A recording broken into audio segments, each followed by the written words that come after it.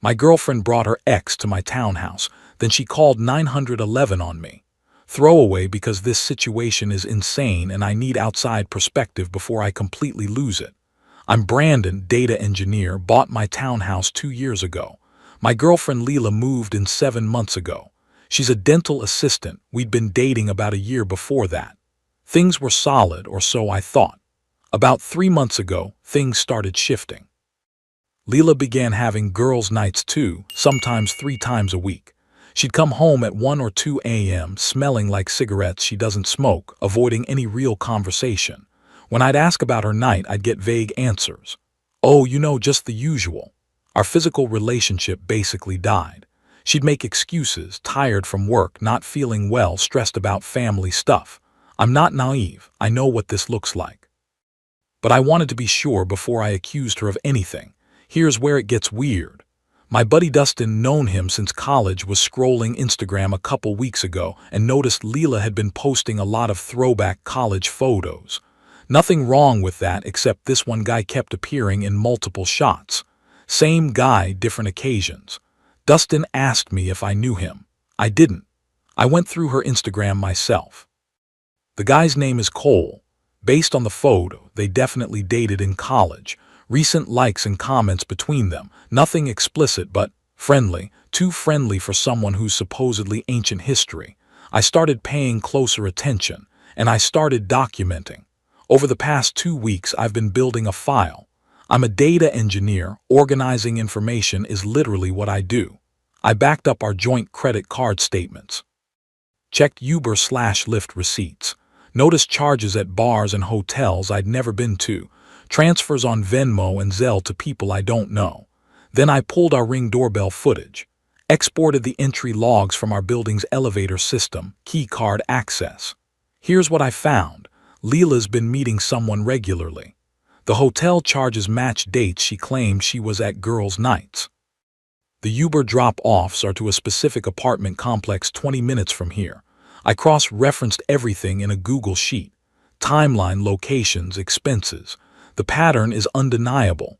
I haven't confronted her yet because I wanted all my facts straight first. Dustin thinks I should have confronted her a week ago. Maybe he's right. But I also know that the second I do, she's going to deny everything or flip it back on me somehow. Last night she came home at midnight and said she'd been at her friend Jess's place watching movies. I checked Ring. She walked in alone, sure. But the Uber receipt joint card showed a pickup from that same apartment complex. I'm planning to confront her this week. I have all the evidence organized. I'm just trying to figure out the right approach here. I don't live in a gotcha world normally, but given how much she's been lying, I feel like I need ironclad proof before I say anything. Am I crazy here? Should I just ask directly? Or do I need to be strategic about this given how much she's already covering up? Edit. A lot of people are asking why I haven't just checked her phone or asked her directly. Fair questions. I thought about the phone thing. It feels like a line I didn't want to cross without being 100% certain first. As for asking directly, I guess I'm worried she'll just gaslight me if I don't have hard evidence. Some of you are saying I already have enough to walk away. You're probably right.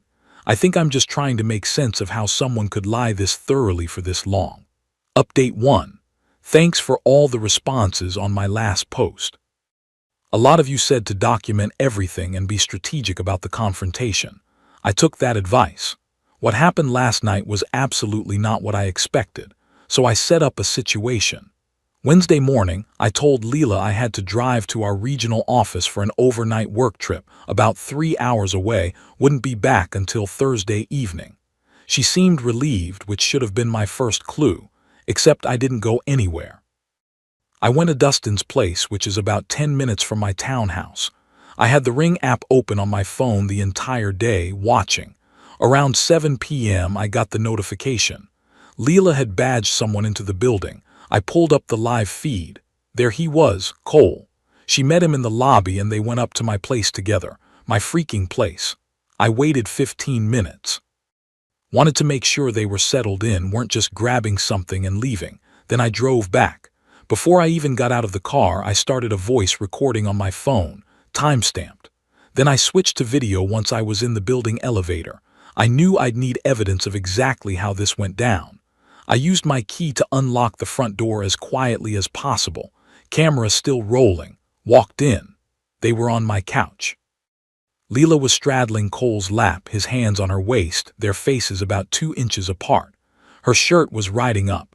2 wine glasses on the coffee table. I cleared my throat. They jumped apart like they'd been electrocuted. At least I didn't walk in on anything worse, small mercies, I guess. Leela scrambled off him, trying to pull her shirt down. Cole looked like he wanted the floor to swallow him. Her face went white when she turned to me. "Brandon, what are you? I thought you were." I cut her off. "Yeah, I know what you thought." I looked at Cole. "You need to leave now." Cole stood up, hands raised. "Look, man, I don't want any trouble, then get out of my house." Leela stepped between us. "Brandon, stop. Cole is just an old friend from college. He was in the area and needed a place to." "Don't." I kept my voice level. "I walked in on you in that position and you're telling me he's just a friend. Don't insult my intelligence. I know exactly what's been going on. I've known for weeks. This," I gestured at both of them, "is you getting caught. Now both of you need to leave." Leela's expression shifted from panic to something else. Calculation. She pulled out her phone. With her phone pressed to her ear, loud enough for me to hear every word, she said, "Yes, 911, I need help. My boyfriend is being aggressive and threatening me and my friend. I don't feel safe. Can you send someone here? The address is." I immediately pulled out my phone. I wasn't going to let her twist this. I kept my camera running and spoke clearly for the recording. "I'm Brandon Martinez. This is my townhouse, which I own. I just found these 2 people in my home. I have asked them calmly to leave my property. I have not threatened anyone. I have not touched anyone." Cole looked panicked. He kept saying he should just go. This was a misunderstanding. Leela told him to stay, that I was unstable. Police arrived maybe 10 minutes later. 2 officers, Morales and Smith. They separated all of us. Put me in the living room, Leela in the bedroom, Cole in the hallway. Officer Morales talked to me first. I showed him my recording, showed him the Ring doorbell footage on my phone app, showed him the property deed proving I own the place, explained calmly that I'd asked them to leave and my girlfriend had called 911 making false claims. Then I heard commotion from the hallway. Officer Smith had run Cole's ID through the system. Turns out Cole had active warrants. Probation violation from a DUI case 6 months ago. Failure to pay child support. He's got a kid with an ex and hasn't paid in over a year. They arrested him right there in my hallway. Leela lost it. Started crying, yelling that this was a mistake, that Cole was getting his life together. Officer Smith asked her how long she'd known about his legal situation. Leela said she knew he'd had some trouble but didn't think it was serious. That's when Officer Smith explained that if Leela had been letting Cole stay at my place while knowing about his legal situation, she could be charged with harboring a fugitive. Leela went pale and said she'd never done that she didn't know the details so it couldn't count. But I'd already pulled up my building's elevator access logs on my laptop. I'd exported them 2 weeks ago. I showed Officer Morales the spreadsheet. Cole's name wasn't on the logs, obviously, but Leela's entries showed her badging in with a guest 11 times in the past 2 months, always late at night, always when I was traveling for work or visiting my parents. Officer Morales took photos of my screen, asked if I was willing to provide the full logs to the DA's office if needed. I said absolutely. They took Cole out in cuffs. Leela was questioned for another 20 minutes. I gave my statement. They gave me a case number and said someone from the DA's office might reach out for follow-up. After the cops left, Leela tried to talk to me. Started with "I can explain," then shifted to "you had no right to embarrass me like that," then landed on "you're going to ruin Cole's life over nothing." I didn't engage. I just told her she had until the end of the week to move out. She screamed in my face and stormed out. She's staying with her mom now. I spent yesterday changing my locks through the building management company, had to go through them for key card access updates. I also froze the joint credit card and contacted the bank about initiating chargebacks on the unauthorized hotel and bar charges, about $3,200 worth. I filed a formal request with building management to revoke Leela's guest privileges and document that she no longer has permission to enter the property. They're processing it now. Dustin came over last night with beer and helped me box up Leela's stuff. We didn't talk much. Didn't need to. I'm meeting with a lawyer Monday to figure out if I have any exposure from the false police report or if I should pursue a restraining order. The building management already said they'd back me up if she tries to come back. Honestly, I'm still processing all of this. I thought I was going to have a tough conversation about infidelity. Instead, her ex-boyfriend got arrested in my hallway, and now she's potentially facing charges for filing a false report and helping a fugitive. The irony isn't lost on me. She called the cops to make me look bad, and it turned out the guy she was cheating with was literally wanted by the law. I'll update if anything else happens legally. Thanks again for the advice. Having everything documented saved my ass. Update 2. It's been 10 days since the arrest. The legal situation has escalated fast, and I figured I'd give you all an update since you helped me document everything. So last Thursday, I got a call from the district attorney's office. An AITA named Patterson. She wanted copies of all my documentation, ring footage, building access logs, credit card statements, the Uber receipts, my timeline spreadsheet, all of it. I sent everything over. Patterson explained that they're moving forward with 2 charges against Leela, filing a false police report and aiding a fugitive after the fact, basically harboring Qley. She said my documentation made their case significantly stronger. The bodycam footage from the officers showed Leela clearly fabricating a threat, and my video directly contradicted her 911 claims. Qley's situation is even messier. He violated probation on a DUI, which gets him 6 to 12 months right there. But they also discovered he's been using a fake name at his job to avoid wage garnishment for child support, identity fraud. And the child support arrears total over $15,000. His baby mama, Jasmine, according to the DA, had been trying to locate him for months. They're stacking charges. Here's where it gets complicated for me. About 5 days ago, Leela's family and friends started blowing up my phone. Her mom left a voicemail calling me vindictive and cruel for pressing charges. I'm not pressing anything. The DA is. Her brother sent a text saying I was ruining Leela's career over a misunderstanding. A couple of her friends sent messages on Instagram accusing me of being controlling and trying to destroy her life. Sure, whatever helps them sleep at night. I responded to exactly none of them. My lawyer met with him Monday as planned, advised me to direct any communication to the DA's case number and otherwise say nothing. So that's what I've done. Anyone who contacts me gets a one-line response. Please direct all inquiries to the district attorney's office handling case number. Then I block them. 2 days ago, Leela showed up at my building, tried to badge in using a friend's guest access. Building management stopped her at the front desk. She claimed she needed to get personal belongings she'd forgotten. Management reminded her that I'd filed formal documentation revoking her access. If she wanted to pick anything up, she needed my permission first. She got angry and started making a scene, yelling that I had no right to hold her stuff hostage. They threatened to call the police. She finally left. Building management immediately sent me an incident report and asked if I wanted them to document it as attempted trespassing. I said yes. They filed it with the property management company and added a note to the security desk with her photo. Yesterday, I had a preliminary meeting with the DA's office, voluntary. They wanted to go over timeline details. Patterson walked me through what they'd found. Turns out the money situation is worse than I thought. I knew about the $3,200 in hotel and bar charges. What I didn't know, Leela had been making cash advances on our joint credit card. Small amounts, $200 here, $300 there, but over 6 months it added up to about $4,800. All of it transferred to Qley via Zelle or Venmo. Patterson also said they'd interviewed Leela's parents.